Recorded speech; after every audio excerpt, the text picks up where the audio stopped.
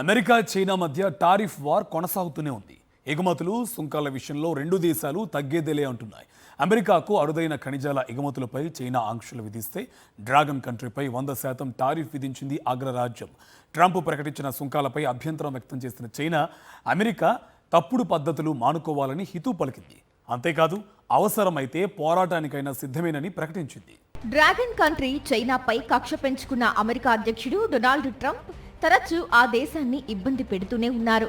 అటు చైనా సైతం తామేం తక్కువ కాదంటూ హెచ్చరికలు జారీ చేస్తోంది. గతంలో చమురు దిగుమతుల విషయంలో భారత్ చైనాపై 100% సుంకాలు విధిస్తామని ప్రకటించారు ట్రంప్. అంతేకాదు రెండు దేశాలపై 100% టారిఫ్లు విధించాలని నాటో దేశాలకు విజ్ఞప్తి చేశారు. ఆ తరువాత వెనక్కి తగ్గారు.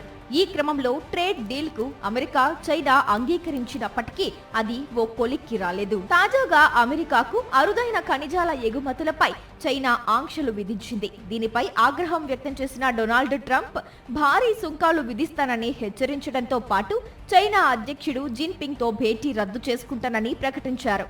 అయినా డ్రాగన్ కంట్రీ వెనక్కి తగ్గకపోవడంతో చైనా ఉత్పత్తులపై 100% అదనపు టారిఫ్ విధిస్తున్నట్లు ప్రకటించారు. నవంబర్ 1 నుంచే ఇవి అమల్లోకొస్తాయని చెప్పారు. చైనా ఉత్పత్తులపై ఇప్పటికే 30% సుంకాలు ఉండగా ట్రంప్ ప్రకటించిన వాటితో అవి 130%కి చేరుకున్నాయి. డొనాల్డ్ ట్రంప్ ప్రకటించిన టారిఫ్లపై చైనా ఫైర్ అయింది. అమెరికా ద్వంద్వ ప్రమాణాలు పాటిస్తోందని తీవ్ర విమర్శలు చేసింది. ఈ చర్యలు చైనా ప్రయోజనాలకు తీవ్రంగా హాని కలిగిస్తాయని పేర్కొంది. అమెరికా తన తప్పుడు పద్ధతులను వెంటనే సరిదిద్దుకోవాలని సూచించింది. తాము ఎవరితో ఘర్షణలకు దిగమని, అవసరమొస్తే అమెరికాతో పోరాడటానికి వెనకాడమని స్పష్టం చేసింది డ్రాగన్ కంట్రీ.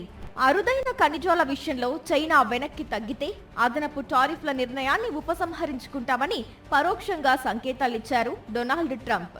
మరి ఈ విషయంలో చైనా వెనక్కి తగ్గుతుందా లేక అమెరికానే తన నిర్ణయాన్ని మార్చుకుంటుందా అన్నది వేచి చూడాల్సిందే.